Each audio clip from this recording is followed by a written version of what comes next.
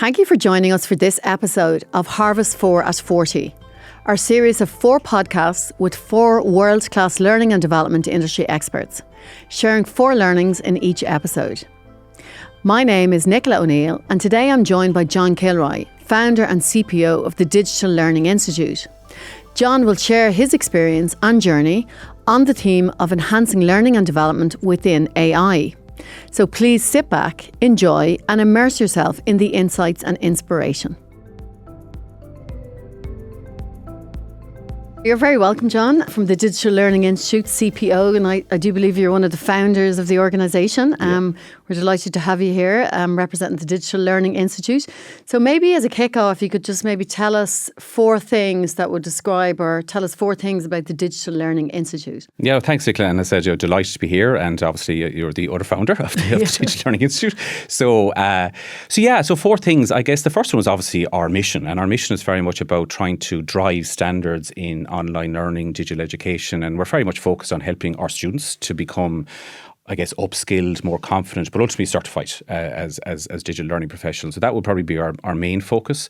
Second thing is obviously our vision as a business is to be the global leaders in this area, and we're very much on that trajectory at the moment. You know, we have students coming from all over the world, from the States, from Europe, a lot of great partnerships in place. So we're really excited on the journey so far and potentially what it's going to look like into the future as well.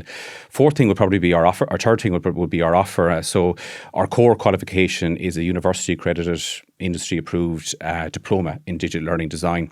Very much, focused on giving our students, I guess, those end-to-end skills. It's very project-focused. You know, our students are really value that idea of building and creating an e-portfolio. So that's really what the diploma focuses in on. And I guess the fourth thing then would just be the quality of the learning experience. You know, so our students have expectations of having a really high-quality digital learning experience. We're kind of we're trying to show them what good looks like, and we're getting really positive feedback from our students on that aspect of things. Like I said, most of our feedback is above 90%. We have a really good net promoter score. So that would be the 4 areas in terms of our vision, our mission, our offer, and I guess just the quality of the experience. Have you any idea how many students you've put through? Yeah, this year alone, we've 2,000 students put through and across. We actually launched, in the context of the conversation today, we launched a certain AI program last year, and we've had a huge number of students going through that.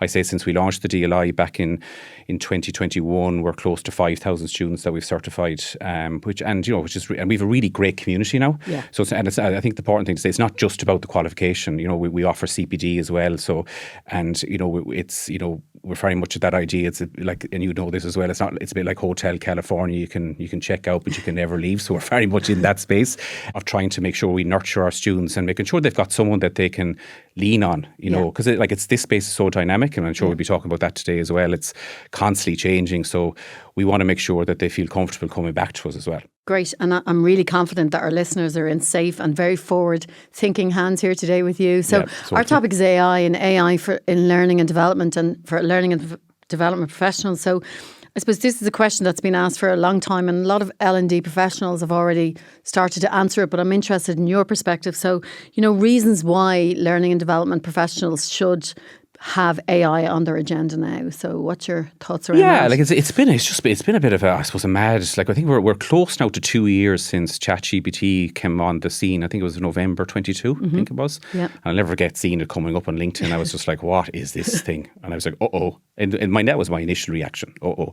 But I'm in a much better place with it now. But I think organizations are at different places in terms of their application. Like there's a big number of organizations that are just not touching it. Yeah. And there's various reasons for that, but like a lot of it is around security. They're just not comfortable with it yet. You know, particularly in the financial services sector, pharma, that type of space, they're just not going near it. Other organisations are probably using it in more of an ad hoc manner. You know, there might be individuals in the learning and development team that are, you know, trying it, various tools, but I wouldn't say they've got any coherent, let's say, strategy or policy around it.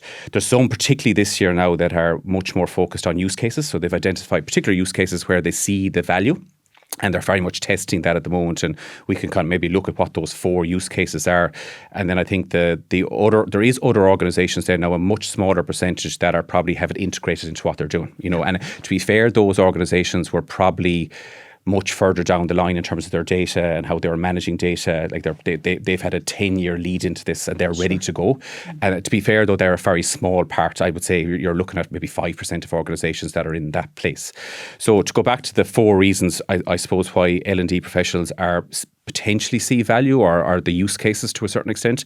I definitely think the first one is around, I suppose, that early, and you're probably familiar with this as well, Nicola, that early stages of the design process, that kind of getting off a blank page, idea generation, I guess, to a certain extent. So you're trying to get ideas for scenarios or ideas for case studies or ideas for learning outcomes, and particularly in terms of collaborating with SMEs, that's always a pain point, not just in digital learning, but across the board. If you're in a learning development department, you're going to have to work with external, internal subject matter experts. And there's definitely a value of having AI as something that can kind of facilitate that conversation and get those ideas going. So that would be definitely the first one.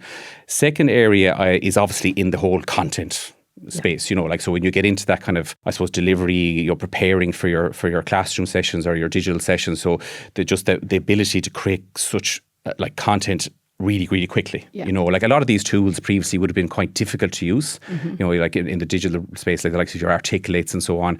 They're ultimately AI is making tech easier to use, and so that means if it's easier to use, then we're in theory able to create a lot more content.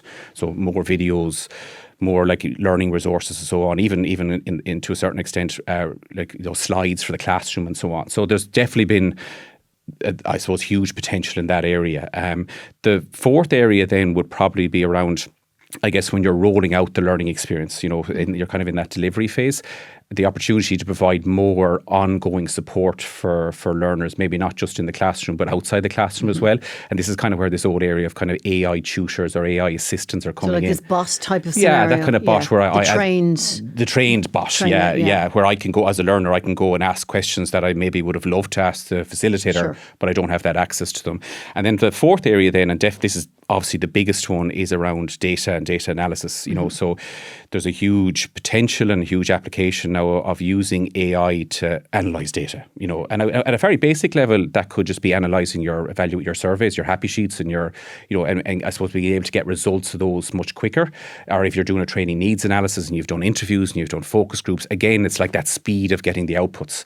Like we've been in meetings where we've had all our evaluation forms on SurveyMonkey, and we're able to kind of analyze it on the spot. It's just amazing, and that means you can make decisions quickly then as well. So that, and if you go deeper into data, then we're going to get into the whole area of learning analytics and much more scope now for personalized learning. And ultimately, the holy grail of learning and the holy grail of education is for our learners to have much more personalized experience. We've never managed to crack it, but there's definitely huge potential now with AI to be, I suppose, that potentially that missing ingredient for us to be able to offer that, whether it's adaptive learning or personalised learning, whatever, I guess, language you want to use around it. But, but the data has to be, it's good, it's data in, the data has to be good in the first place. So yeah, from what we're seeing, we, in our certification program on AI, our students have to create an action plan, and so they have to pick a use case, and they will be the 4 ones we're seeing the most of, those 4 that I mentioned, the idea generation, content, AI tutor, and the data piece. Because the whole data thing is really interesting, and even the personalised learning, like Joss Burson is talking about, the research is saying that learning and development now is hyper-personalised. And as you say, these systems in AI allows you to hyper-personalise the learning, which is a real breakthrough. And the thing I'm interested in is more content and quicker. So I know that's huge advantages, but there's also some watch outs about getting things right, and I suppose as a seasoned L&D professional, and I'm all for new technology and I'm really excited and I have been using it, but how do we ensure we don't impact the quality of the learning experience with some of this shortcut stuff? Shortcuts is the thing, right? Because I think initially when this came out, all the buzz was around was, everything's going to become more efficient. Like I'm going to be spending more time on this, less time on this. But the funny thing is, until you actually start trialing it and testing it, you don't actually see some of the watch outs until you get your hands dirty. It's been a bit of an eye opener for us over the last over the last 4 months in this area as well. So if you take just the first use case we had there around idea generation, so we and I've heard this from some of the companies that we work with as well. So you start using, let's say, ChatGPT or some of these chatbots. So give me an idea here for a lesson plan or some topics, and then what we found is you're starting to get a bit of pushback from the subject matter experts when they say, like, what's my role here, and they then don't engage with you. Right. So what we found is you got to be really conscious of onboarding the subject matter expert if you're planning to use AI in that phase, which is typically the SME's role, right? Yeah. To a certain extent. Just when we say SME, it's subject matter expert. Subject matter expert. Apologies. And just a test case. Can you just explain what that means? Sorry, just for our audience. So. Oh, sorry, use cases. Yeah. Use cases. Yeah. So use cases where you'd identify a particular problem. Yes. That you have, right? Yes. So a problem that you have in the organisation, whether it might be an efficiency problem or just any problem, and you look to see to what extent could we potentially use AI to make that better. Now, what we probably found last year was there was a lot of experimenting going on. Yeah. The difference between an experiment and a use case is that you're putting more structure in it. So you're identifying what the problem is, you're identifying what you expect your KPIs to be as a result of it. You go through the use case, and you're analysing as you're going, you're making decisions as you go, and then after it's done, then you I suppose you see to a certain extent what impact has this had on the KPIs, and then ultimately then you're making decisions then on investment or whatever it might be as a result of it. So that's the most important thing for organisations to be doing now, is to have structured use cases. And like I said at the start, that's probably where we feel most organisations are now. They're in that kind of use case with a view to getting a business case. Do you know what I mean? That's kind of what you're trying to get to. Like there could be a business case for. So you're picking your problem and you're looking at your expectation, and then you're using an AI tool to help solve it. And then you're looking at to help, potentially help. Then you get your output, and then you say, here's what we did, here's how we did it. It was quicker, it was easier, it was and you've used that tool or a tool. So you have it's like an example, Okay. And sometimes it might be like I've spent less time doing X, but that allowed me to spend more time doing Y. That could be an output from it as well. So, but regardless, you're saying onboarding your subject matter expertise and engagement, that's your first step. But I think so if the use cases, just say your first use cases, let's use this for the early stages for idea generation. Like this would be great. Now we don't have to go into spend loads of time over and back with SMEs coming up with learning objectives, and then we were waiting 2 days for them to come back with lesson plans. Let's kind of do it ourselves. We'll use this chatbot. So that's yes, absolutely, that's a potential. But what we found, the watch out is that you don't bring the SMEs on that journey with you. So and you explain to them why are you using the AI piece and where do they fit in, so they don't feel put out, because we've had that pushback and seen examples of this where the SMEs disengage from the process. Then they're just using this AI. I'm not comfortable sharing my IP with them. I'm not needed. Yeah. I mean, I don't trust that IP. I don't trust that data. Like I'm the expert here, and so what you have to do is make sure that they're comfortable with why you're using it, and it might. And what we have actually found is use it with them as opposed to using it to them. So you be in a workshop with them, in a structural design workshop or whatever type of workshop, and use it actually in the workshop. So you might start off going, quick guys, any ideas here for maybe some scenarios, and they might be thinking, well, let's get a prompt here. Let's prompt an idea, and then allow the SMEs to validate it, to build on it, because that's their role. Then, like if you're using any AI generated content, the role of subject matter experts is to validate it, and to make sure that it's credible, and because they add credibility to content, and that's going to be really, really, that's going to be the fundamental thing now with learning content going forward, is how credible is it? Because I'm a learner, I'm going to be questioning where did this come from, and I want to make sure that my subject matter expert has given it that stamp, stamp of approval. Now, how they do that is a secondary thing as well. Yeah. So that would be the learning or the watch out in that first use case, right? I suppose the second use case is on the whole content space. Then I'm building it. Then I'm building my videos and I'm creating all these e-learning resources. So I suppose we can do loads more of this. We've this problem where it's taken months for us to develop videos, and to a certain extent maybe translate it as well. Translation is much easier. So it's a lot more simplistic now to do that. Okay, and absolutely, and cheaper. And less time. 100%. Yeah. So cheaper, less time, all good, right? And definite value that. But again, the watch out there is we've had this with our programs as well. So we started creating all these new AI videos, threw them into the courses, but the feedback we've got from our learners is, I'm sick of these AI videos. If I see another AI video, like just because I could do 10 AI videos in 1 minute doesn't mean the learners want it. Right. Do you know what I mean? So it's still back to the basic of looking at what the needs of the individual regardless. Yeah, It's like interesting, I'm throwing content at them, and then they're kind of, oh, do you know what? I'd love to see a video of a subject matter expert. I'm like, okay. So but see, that's the thing, like, because that's where the value is. Yeah. You know, and I think that the credible content. But so we're actually doing now is we're actually saying to ourselves, you know what, we need more subject matter experts to be visible, not less. Right. You know, and what we're seeing maybe where the value of the AI stuff is maybe around the edges. So just say, for example, you have an exercise to do or you have a scenario to explain. Do you know, that kind of more the instruction piece. Yeah, you know, so go here, go that. That's where, you know, you don't need to be recording videos to spend money on videos to do that kind of stuff. Sure. So we're using it more for around the edges, but our core curriculum and our core content would be very much SME driven. Right. And I think that's, I can't emphasize the importance of that. And we've seen this feedback from our students around this stuff. Like, you know, just because we need to be careful of the Wild West. Yeah. Do you know what I mean? Yeah. And like the other side, like if you look at corporate, how they're set up now in learning and development, you might have a centralised L&D unit, or you might have, let's say, a decentralised one. Mm-hmm. And so a lot of you were hearing this thing, let's decentralise now, you know, because of AI, we can get, sure, the SMEs can do this themselves. Like, what do we need a learning unit for? But, you know, you're missing that instructional design input and that, you know, that learning expertise. The credible content. You're presuming that SMEs want to be doing this. You know, they have the day job. So there's you know, it's funny. I think, like I said at the start, unless you get your hands dirty and actually start doing it, and that's why use cases are so important, because you're not overcommitting them. You know what I mean? So that would be the second one. The third one, I suppose, on the tutor side of things, you know, these AI chatbots. Yeah. So again, huge value again in potential. I'm a learner, I can ask it a question. Could you give me some? For example, we're using it quite heavily now to give initial feedback on assignments and assessments. Mm-hmm. So am I on the right track here? It's taking the heavy lifting. The heavy lifting, 100%. Yeah. So and that is great. And but then we started getting feedback from students going, where are you getting the data from for this AI tutor? Like, how does it know to put me over to send me this direction?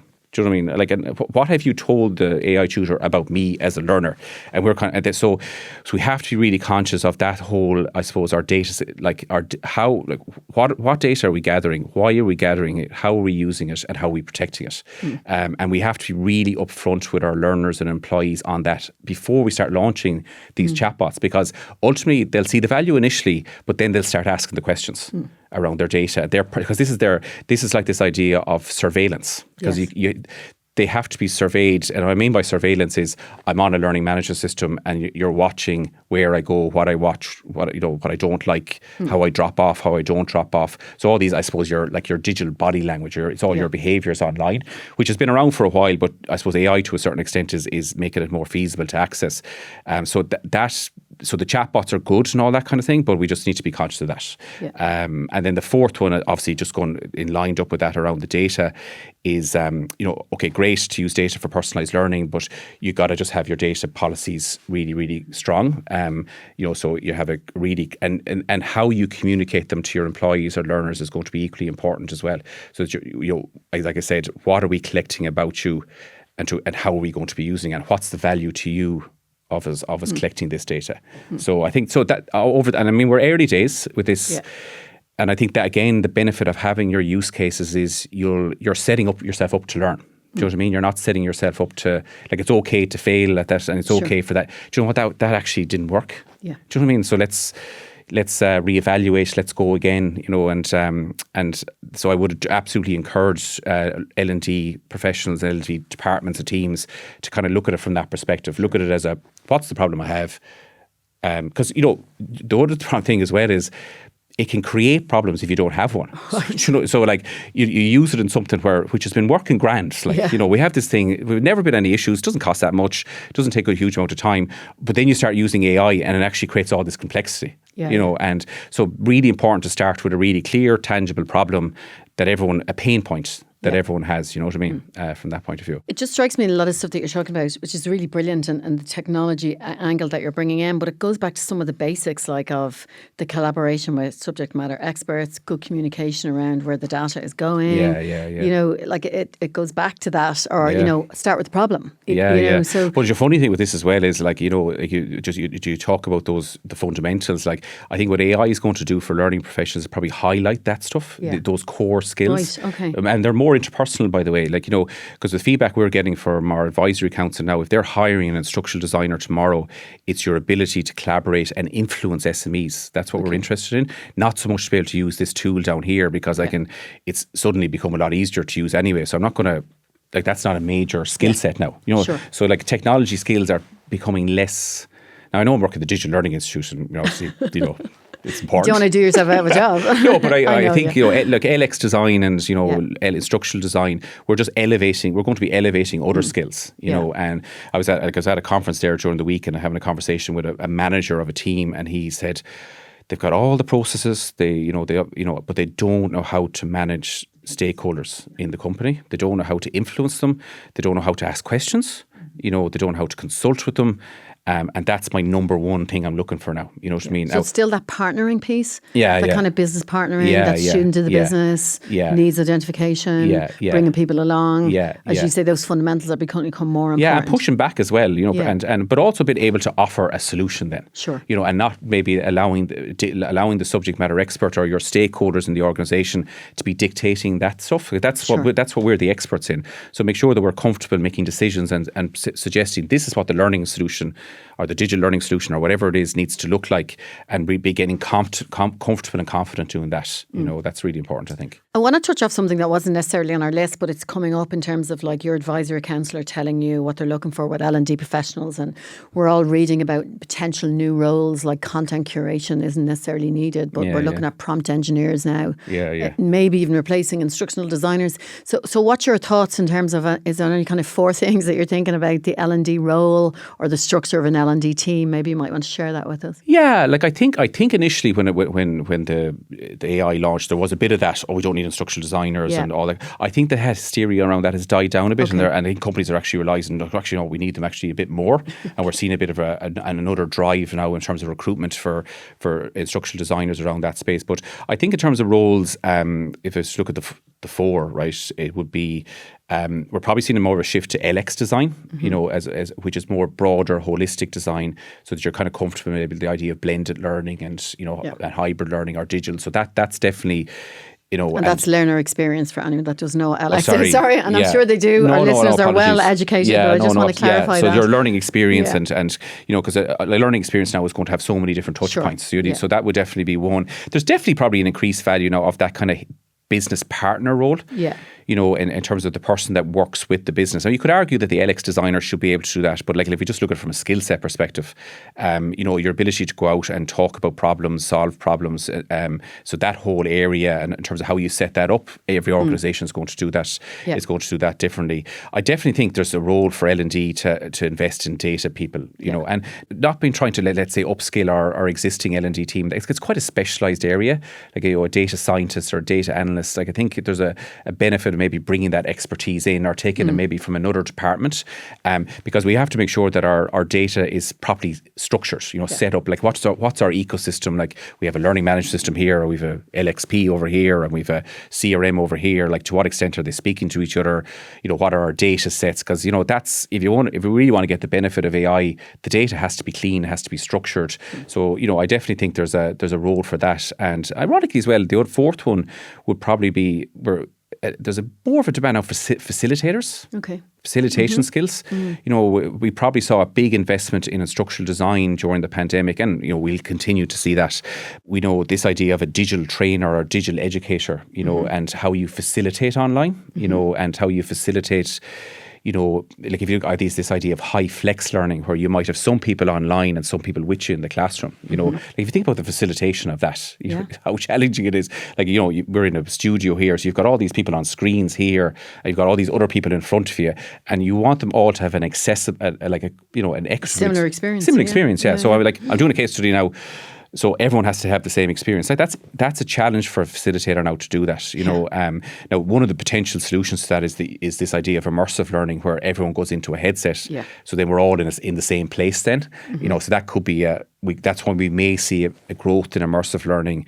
To kind of have that equitable experience, so that would be the 4, I think, in the context of roles. Your person that works with the business, your LX designer, your data, and your facilitator. in a blended environment, I suppose. Yeah, it's really useful and insightful. So thank you. I'm anxious to talk about the tools, but I just want to go back to the data thing, because you and I have had this conversation around. I'm working with a lot of organisations on skills first and identifying skills, and is AI going to be able to identify the skills? And you talked about the fact, well, you have to have the data first to identify the skills, and it's important to make sure there's clean data. So like we go into an LXP, for example, should we be putting in the data based on the job holder, market research, or AI? So what's your thoughts about getting to clean data? Yeah, no, so we were just chatting about this the other day, but I think, ultimately AI only can work with the data that it has, so, I said at the start there, the organizations that have AI integrated into their practice have been working on their data for 10, I was reading an article about a call center that I suppose, you think about a call center so metric driven, how many calls am I making? What are the objections I'm getting? So this particular call center has been analysing this data for 10 years with their call center agents. And now they're bringing in AI now to see what they could potentially replace. Do you know what I mean? Do I need a call center agent to be answering those particular type of questions?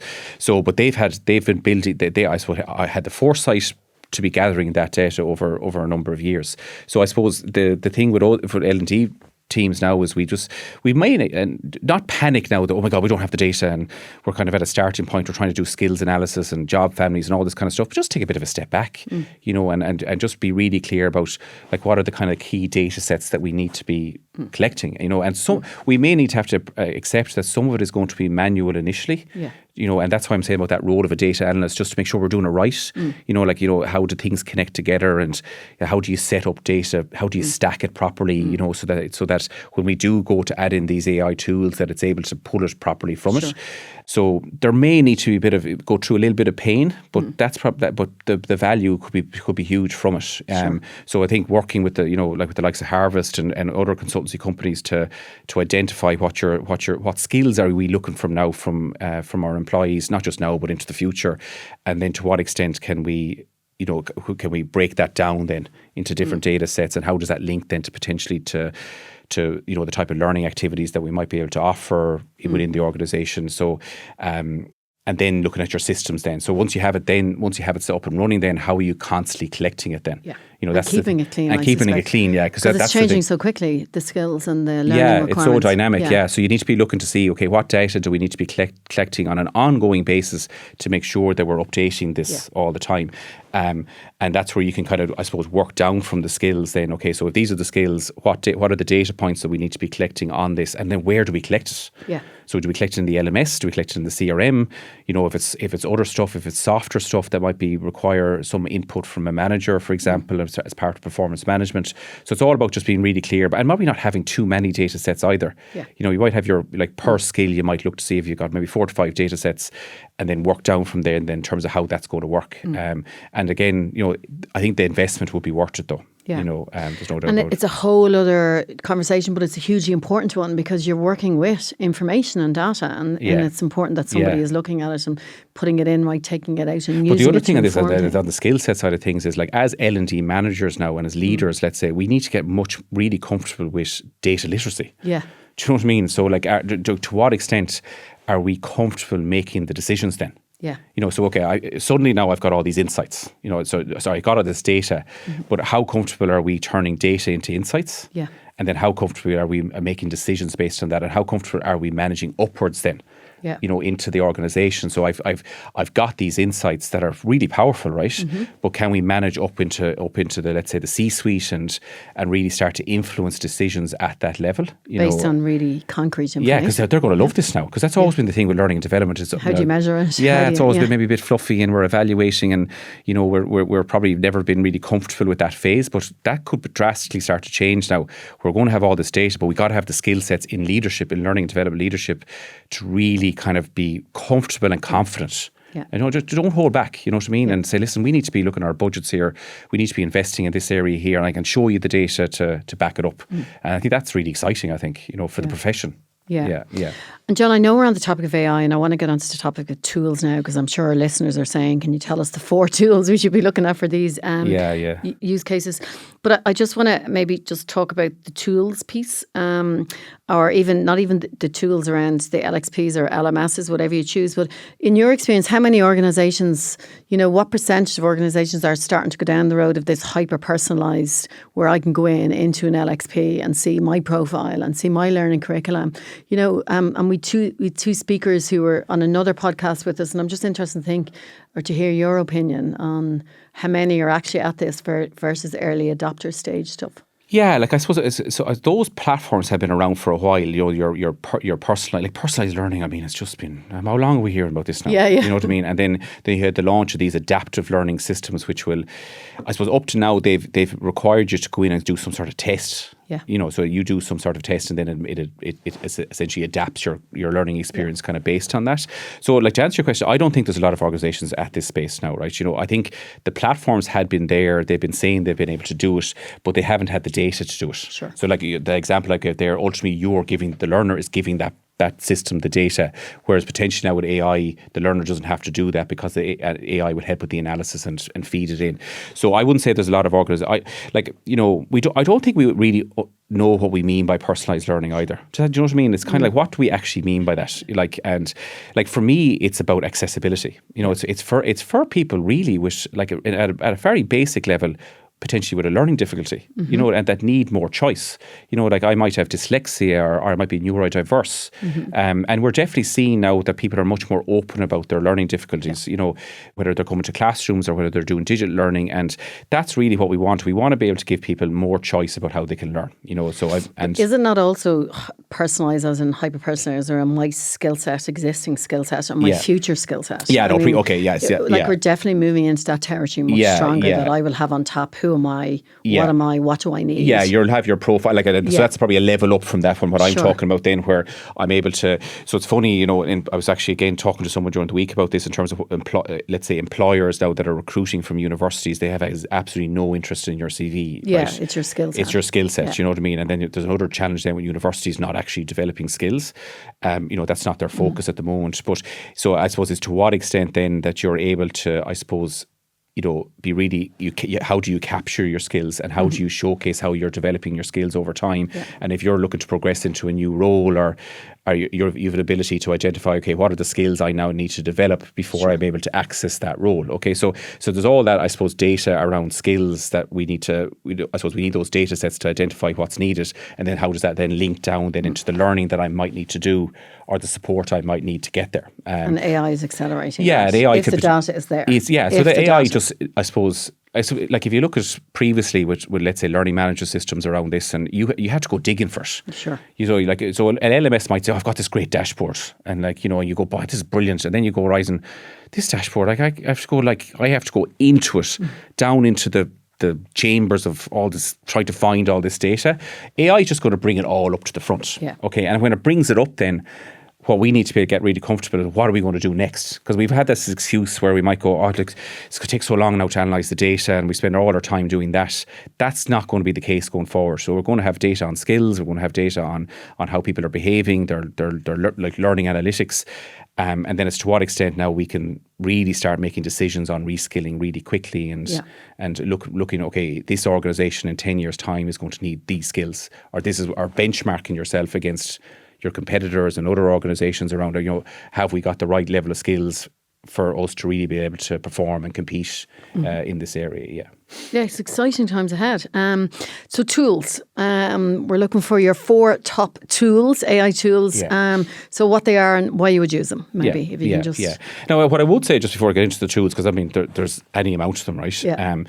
I wouldn't be jumping ship too quickly either. Right. Do you know what I mean? I think it's important that you, at the moment with AI, that you talk to your existing tech providers, and because these, ultimately when it comes to tech, you're dealing with IT. This is the bottom, and they are going to be hyper cautious around investing in any AI type technology from a data security perspective. Yeah. So you gotta make sure we're collaborating. with IT when it comes to these type of decisions. And they're probably, the first thing they're going to say is, well, what's the story with the LMS we have or the tool that we're already using? So have that conversation with your existing tech stack and say, listen, what's your plans around AI? Like, where do you from an organizational perspective, regardless. Well, even if your tool provider say, like, what features are you planning to launch? So just say, for example, you're using Articulate or your LMS is Moodle or whatever, or Success Factors or Cornerstone. Sit down with them and say, listen, can you walk me through where you expect to be in terms of AI features in 12 months' time? And because then you don't need to go through the whole pain of retendering and procuring new technology. So that would be, I would just say that. But on the general tools that are out there, and like every tool is going to have an AI feature now. Do you know what I mean? It's just, and we won't even be talking about AI in 12 months' time in terms of tools. It'll just be kind of something that is naturally there, and we'll have the choice to use it. We pay for it, or we don't use it. And that's the thing. Like, you'll pay for it every time you use this stuff, because most of the tools are working off a credit system, so you pay for what you generate. So if I decide to use it, I'll pay as I go, which is kind of good, I think, because it creates guardrails around it. But I think what we're finding good on the early stages, that idea generation, the likes of Miro, this kind of collaboration tools, they've got really good AI features that kind of helps you pull data together and kind of link up stuff. So, you're in a design workshops and just having those tools up and running, and obviously your chatbots then as well, like your ChatGPT and your Claude and your Baird and your Copilots, just having maybe, we're probably going to get to a point though where you'll be able to pick and choose what chatbot you'd like to use in certain situations. So you'll go into like an apps type store. An app type store, yeah. So definitely that in that area. On the content side, we use 7TAPS a lot. It's a kind of a micro learning tool. It's really good for kind of learning at the point of need, kind of performance support tool. You can go in, you can kind of prompt it, or even better, you could upload your slide deck into it, and it creates a kind of a micro learning resource. So absolutely finding that to be really good.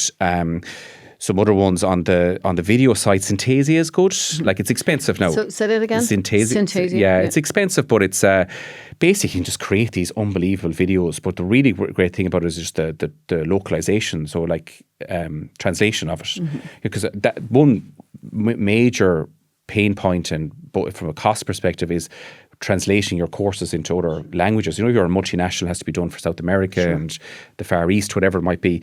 Like, AI now can absolutely do that in so quickly using these, the likes of Synthesia can pick a Arabic, and it's really good. Now you still need to get it sense checked, and because it's funny, the Philippines, because we did saw some of this in the Philippines. They mix between their language mixed between English and Philippines. They have these weird they use certain words that are actually more like English. So that's why you have to make sure you do have your localization professionals kind of sense checking it as well. And so that would be those three. And then the fourth one, I think probably you're looking at your LMS really, and this is the bit where, again, I wouldn't be jumping from the LMS that you have. I'd be looking to see, okay, like having asking your LMS provider, have you got a plan for a chatbot, for example? Because if you think about the idea of a chatbot, it kind of needs the data from the LMS. So ideally, you don't want to be using ChatGPT or Claude or Baird, because they're like external apps. Either they're integrated in, but even better if the learning platform could have its own app, so that would be my advice to organizations, is to try to keep as much as possible of your tech in the LMS. And LXP, LMS, right? Because you and I have had this conversation. And we've talked about platforms. So you might just talk to our listeners a little bit around that, because people are now talking about LXPs because they are a step further than an LMS. So can you just explain the difference? And I do. And I know we've said this before. I've said this to you before. I do. Part of it was a bit of a marketing ploy by the learning platforms. Let's have an LXP now. We'll start marketing at that, and we'll have another LMS over here. So there's a bit of that going on. I think we're starting to see a bit more of a consolidation now into this idea of a learning platform. So like that has both. That has both, right? Well, it should have both, right? So like an LMS traditionally would have been your like it says in the tin, it's an administration tool. So it does your scheduling, and it does your reporting and your filing, your very kind of your structures and all that kind of stuff, and maybe has some content in it as well. Then LXPs are ideally much more about the experience. So from a learner perspective, so I log in and I ideally have this kind of Netflix type thing where I see curriculum, learning paths and all that kind of stuff. And so you had some organizations that set themselves up as an LXP, so then organizations invest in that, and then where's all the admin stuff? I need that as well. I'll then have to go buy another admin one over here. here, and then you buy an LMS and you go, well, this looks crap from a learning perspective. It's great for my LMS, the L&D team, but it's actually not great for the learners. So we're definitely seeing the two merging together now. So Cornerstone would have launched, they'd be a kind of probably the leader in terms of, well, not the leader, but they're one of the most prominent learning management systems, and they bought it actually an LX provider. And so they're bringing that into their family now. So you're seeing a lot of kind of mergers and acquisitions in that space. And I think we'll settle down now with a kind of more of like a classic learning platform, that'll be multifunctional. And ideally, that when I say multifunctional, it will have a role for AI tutors and AI assistants and all that kind of stuff as well. Yeah. So John, there's been a wealth of information there and loads of great nuggets. But if just kind of your 4 final points in terms of the 4 final summary points to L&D professionals, AI, what's the key points that you want to reiterate even? Yeah, so I think we'll go back to what we can kind of is definitely just look at your use cases. Okay, start with the problem. Don't get too off put by what's going on. Stick to what the problem you're trying to address. So that would definitely be the first one. The other thing I think is from an L&D perspective is take ownership ourselves as well. Because you're going to have talk about use cases. You're going to have other departments doing use cases as well. Like marketing are going to be at it. They're all going to be looking for a slice of the action or the budget. And we got to make sure that we're standing up quickly to the plate and taking ownership over it and getting out there and showcasing ourselves to the C-suite around this as well. So get off the ground quickly and don't be afraid to do it as well. The other one would be to collaborate. And there's a bit of an opportunity now because you always had this idea of L&D being in a bit of a silo. Yeah. We kind of have to collaborate now with AI because you have to have expertise from IT, you need data security, ethics, So, you are seeing companies setting up these idea of steering groups and so on and all this kind of stuff. So I think there's an opportunity for us now to get out there and start having the conversations around that as well. So that would be and then the fourth one would be, don't be overly influenced by the likes of me and anyone, all the stuff you see on LinkedIn. It's just an absolute minefield. And there's people pushing an agenda here as well with AI on both sides, So I'd be kind of saying, just look at, and again, don't be overly into maybe what's happening in other organisations as well, because every context is different. Sectors are going to be different. So do your own thing a little bit as well. Trust yourself. Trust your 100%. Yeah. Trust your team. Talk to your team, and you can absolutely have conversations and listen to the likes of me and all that kind of stuff, and yourself, Nicola. But ultimately, do what you need to do. And don't get scared of it. And if it's not going to add any value, don't bother with it at all. Sure. And that's why we are seeing some companies that are at the moment not touching it. So that would be the 4 things I'd say there. Yeah. Brilliant, John. Thank you so much. That was really useful, very insightful, and we really appreciate your time. No problem. Good to be here. Thank you for joining us for this episode of our 4 at 40 podcast series. A big thank you to our guest, John, for his generosity of time and memorable insights. We're a social bunch, so please let us know what you think on our socials, or contact us at hello@harvest.ie if you would like to explore a potential partnership in the future. My name is Nicola O'Neill, and I look forward to seeing you again soon for our next episode.